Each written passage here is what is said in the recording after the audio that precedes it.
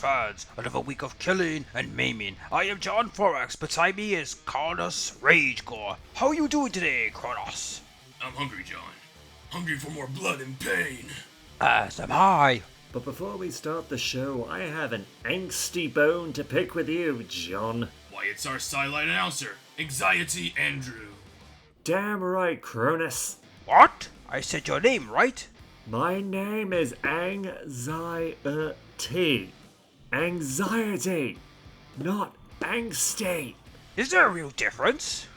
Yes, there is a difference, you fungi-headed buffoon. Childish name calling will get you nowhere, but I'll tell you what, I will say your name correct half of the time if you compliment me more, and the more times you compliment me, I'll say it right. What? No deal. I will literally feed you to the goblin camera crew.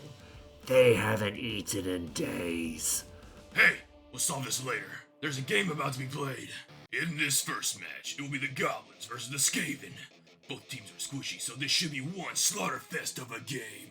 Both teams are missing some key players, a chainsaw for the Goblins and a blitzer for the Skavens. Yes, however, both teams have been training and have learned some interesting skills. Indeed, the troll has been working on carrying, throwing, and eating goblins with an agility up, and the Skaven team have trained their gutter runners how to block. I wonder how the training will affect the matches, John. I guess we'll find out in our game today. Skaven will be receiving the ball, and it looks like Rupert will be getting a rock straight to the face. Ooh, and that fan knocked out the goblin. Those goblins are small, so great to throw from the fan. The Skaven team is moving fast down the field. I think getting punched by a troll isn't on their to-do list. Infuriatingly, you are correct. I want to see some pain.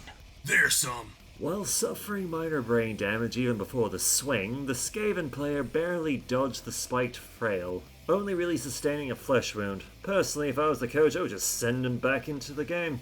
I think you suffered some brain damage, Angsty. Anxiety! Quiet, you two. We have a touchdown.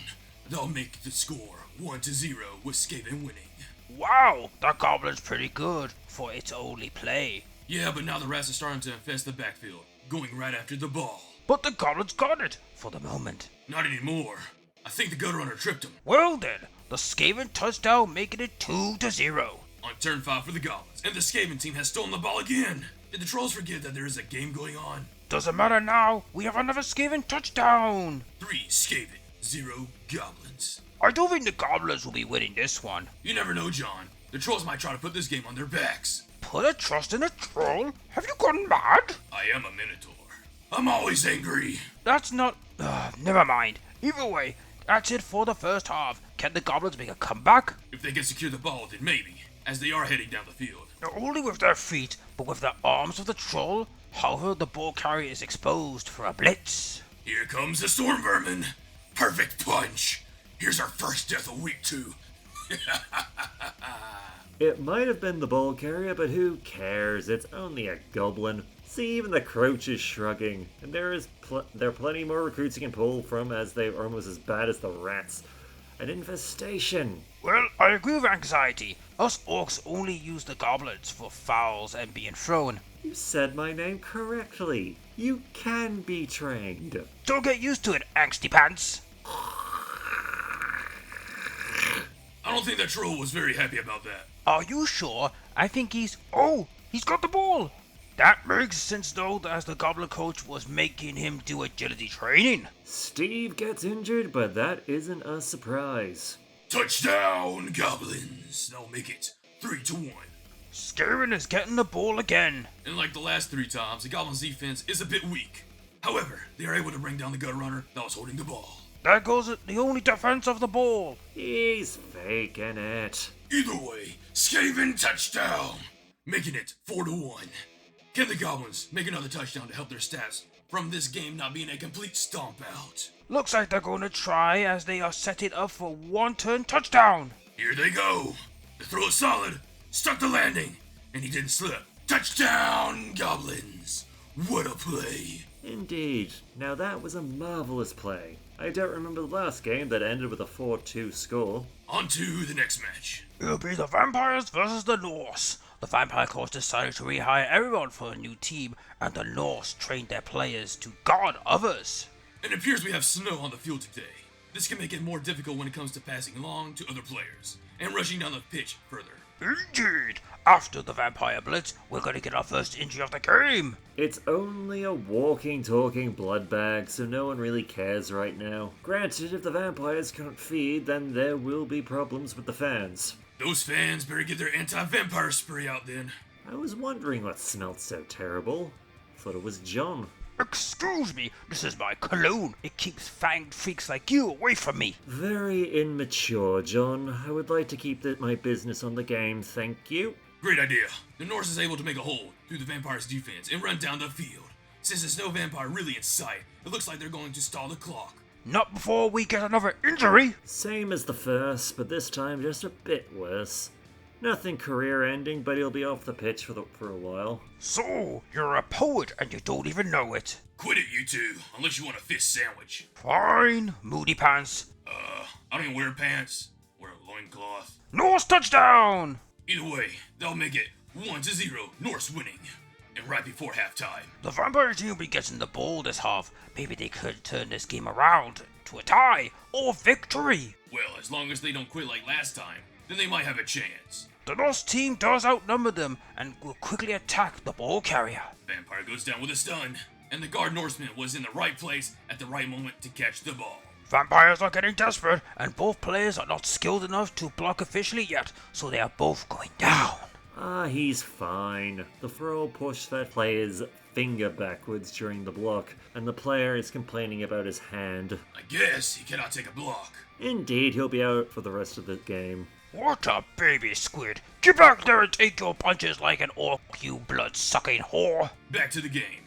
The Norseman secures the ball and throws it to another player right beside him. I guess they are practicing for other games. Norse touchdown! With that score, it will make the game 2-0 with the Norse in the lead. It looks like the sun is back out. Will the vampires be able to get a score on the board? Maybe, as the Norse player falls down.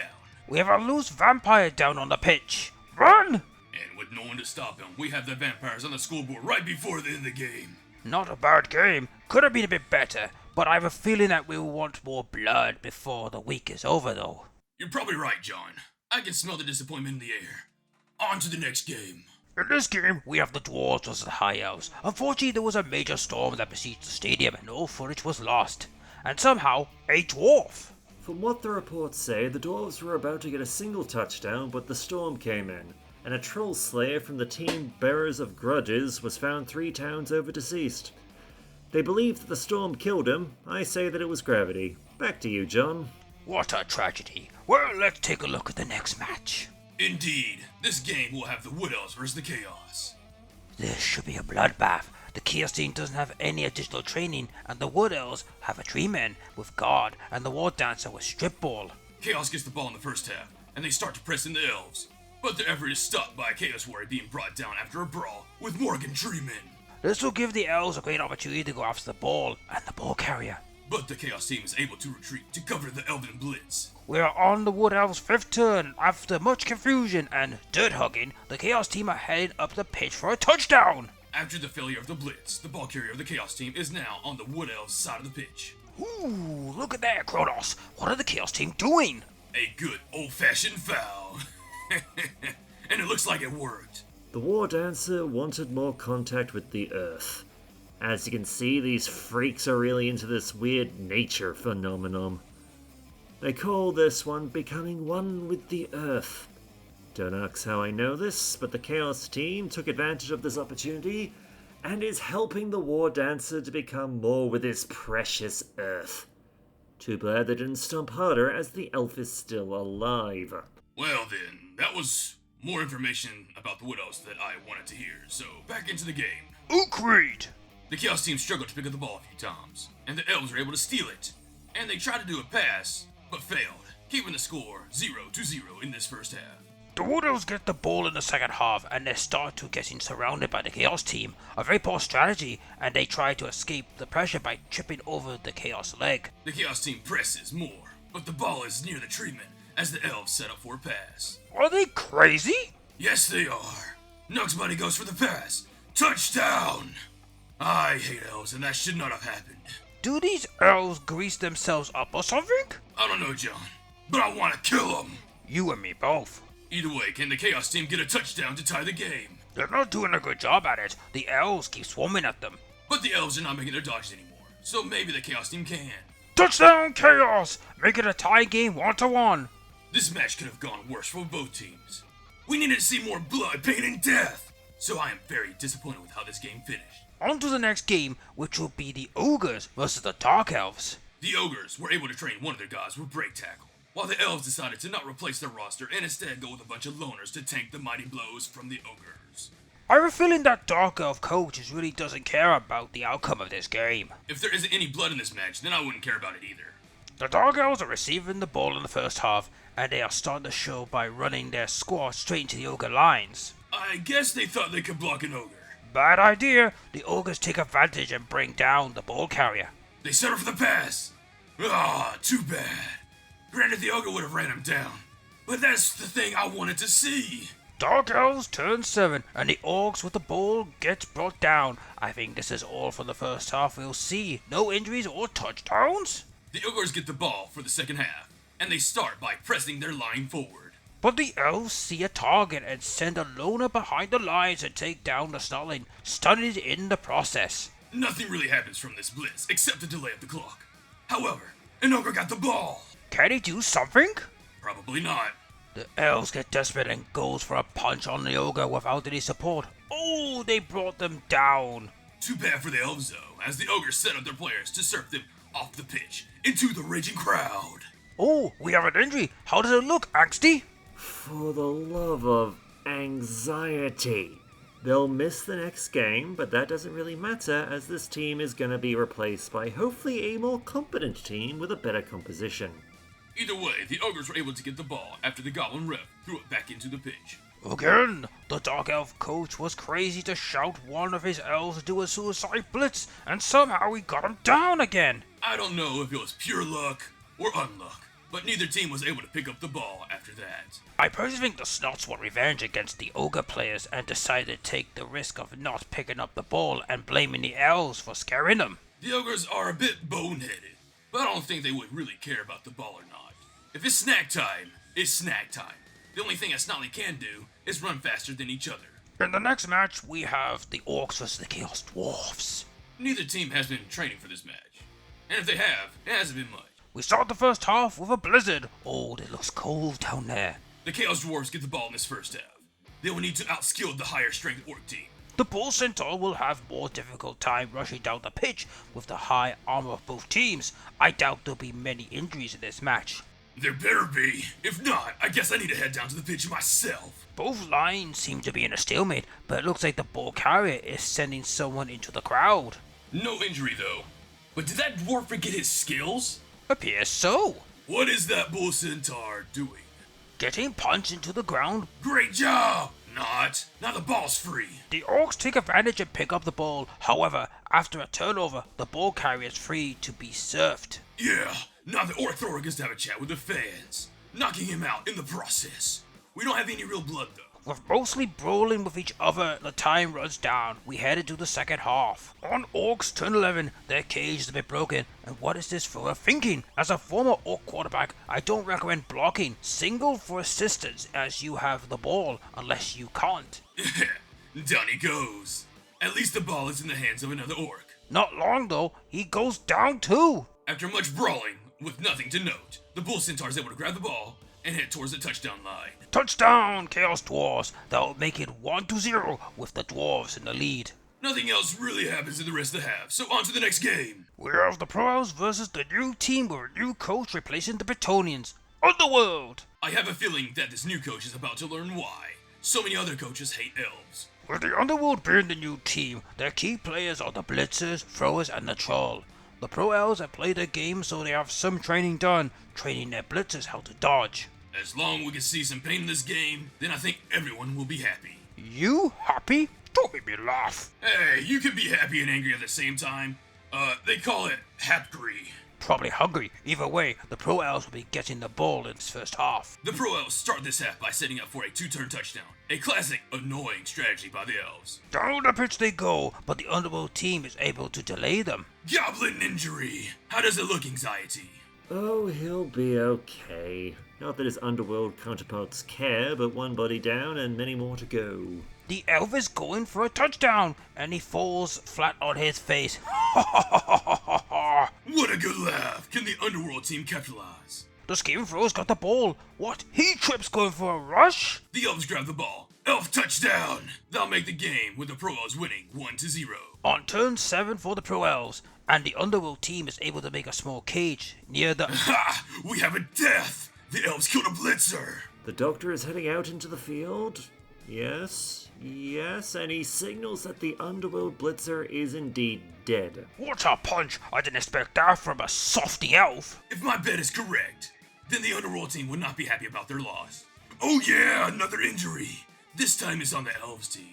It is a blitzer, and it appears that the rats don't pack quite as much punch as the elf. He is out of this game with a dislocated arm, but he will be back by the next match. I wanted to see another death. You and me both, John.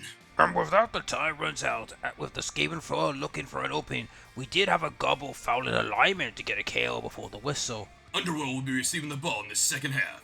Let's see what they can do. Not great, Kronos. The Skaven thrower falls down, leaving a big chance for the elves to swarm the ball. They got the ball, and they do a lateral throw to the blitzer with Blodge. While I hate elves, I have to admit that was a smart play. By the way, for everyone who is not familiar with the term Blodge, Blodge is a skill of dodge and block on the same player, making that play very difficult to bring down. Here comes the troll, though. The big brute makes a crucial play, bringing down the elven blitzer. A great play. Trolls are rather stupid, and see a play like this may allow the underworld team to rally. Indeed, and the star player is able to pick up the ball. After a small brawl near the elf end zone, the underworld star player does a blitz. And now he's free. With that, Galad runs down the pitch. There was some elven harassment, but he decides to stall the clock for a turn. However, the Pro Elves will push him into the touchdown line, causing a touchdown. That will make it 1-1, a tied game. So give the Elves a chance for a 2-turn touchdown. They're able to make a small beachhead near the end zone. The catcher is heading towards the end zone, but the troll is able to trip him up. This is the end of the game, so it will not matter for this match, but the player is fine and will return in the next one. That will leave us with a tie game. In our last match of the week, we have the Undead versus Nurgle. One deader than the other, while the other one is just smellier. The Undead is down many ghouls, and they will be replaced by loner zombies, while the Nurgle team is slowly learning and racking up experience, but nothing to talk about in this match. I expect this game to be a slobber knocker. Two bashy teams that will want to kill each other. Both of them are kind of dead. Then kill each other again. Alright, we start the game with the Undead getting the ball. A few turns pass, and I think this beast of Nurgle forgot how to play the game. Well, with your brain half rotted away, I am surprised to even know where he was. Nothing really happens after some turns, but the beast of Nurgle did finally remember how to play. The mummy took the blow like a champ, though he stood right back up. The Undead is able to make a small opening, and the ghoul sees that opening and runs down the pitch. Well, be enough though of the Pesticle be able to mark him. With a skill that is block, that will be a no. The Undead goes for the stalling, and the Nurgle puts some pressure on the ball carrier, forcing a touchdown. That will make it 1-0 with the Undead winning. We do get a free turn of punching from the Nurgle team. Will this make a difference? Yes, it does. We get not only one, but 2 injuries. They are both walking corpses, and loners at that. So nothing matters about them. However, with 2 players out, this could change how the teams fight each other. Nurgle does get the ball this half, so we'll see a touchdown. What a great kick! But the Nurgle team is pressing in. I doubt the Undead can make anything out of it. Your Pesticle does get marked after a blitz, but leaves an opening for the Nurgle team. Pestigore is near the end zone. Can we see a touchdown? The right has an opening. Oh no, he slipped. I guess the grass was a little slick. Touchdown, Nurgle! 1-1, tie game. It is near time for the game to be over, and any bad play could mean a loss for the Nurgle team. Oh, the beast of Nurgle saw an opportunity to punch the mummy. Wow, I guess it underestimated the opponent. That will give them the hole that they needed, and after a small bash, we have a touchdown. That'll make it where the Undead team wins 2-1. Alright then, it has been a week of some crazy moments and strategies. Indeed, some deaths, some blood, and pain, but not enough for us or the fans' enjoyment. Yeah, it has been week 2 of Season 9 in the YouTuber League. Thank you all for watching, and we will hope to see you in week 3. And if you're curious, stick around for the coaches and the respectable channel links to see the games live or recorded.